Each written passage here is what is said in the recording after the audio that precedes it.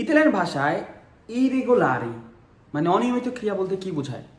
Italian ভাষায় সাধারণত ক্রিয়া চেনার উপায় হচ্ছে আরে এরে ইরে দিয়ে শেষ হয়। এইগুলোর মাঝে আবার নিয়মিত ক্রিয়া রয়েছে, মানে ইল ভেরবো রেগুলারে, আবার হচ্ছে অনিয়মিত ইল ভেরবো ইরেগুলারে। নিয়মিত অনিয়মিত, নিয়মিত অনিয়মিত পার্থক্যটা আসছে যেগুলো নিয়মিত এগুলো একটা নির্দিষ্ট সূত্র ফলো করে। যেমন ভেরবোর শেষে আরে দিয়ে শেষ হলে একটা সূত্র ফলো করে, এরে দিয়ে শেষ হলে একটা সূত্র ফলো করে, ইরে দিয়ে শেষ হলে দুইটা সূত্র ফলো করে। এই সূত্র ফলো করেই আপনি যত হাজার হাজার নিয়মিত ক্রিয়া রয়েছে এগুলো আপনি কনিয়াগস্তমে করতে পারবেন বর্তমানকালে খুব সহজেই। অন্যদিকে ই ভেরবি ইরেগুলারি ক্ষেত্রে কোনো সূত্র ফলো করে না। ইরেগুলারে কেন হইল?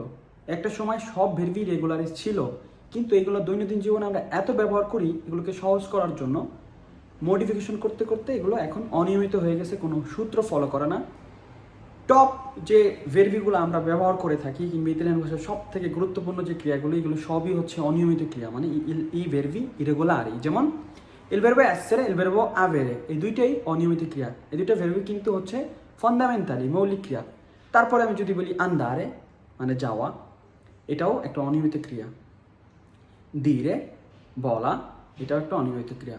দারে দেওয়া, এটা একটা অনিয়মিত ক্রিয়া। তারপরে ফারে করা, এটা একটা অনিয়মিত ক্রিয়া।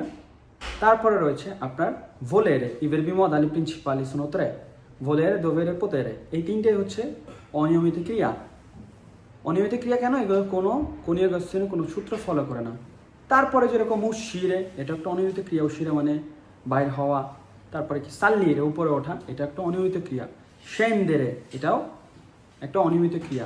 রিমানেরে, রিমানেরে এটা একটা অনিয়মিত ক্রিয়া। রিমানেরে মানে থেকে যাওয়া। তারপরে আপনার শেলিয়েরে মানে কোনো কিছু বাছাই করা, কোনো কিছু সিলেক্ট করা, এটাও অনিয়মিত একটা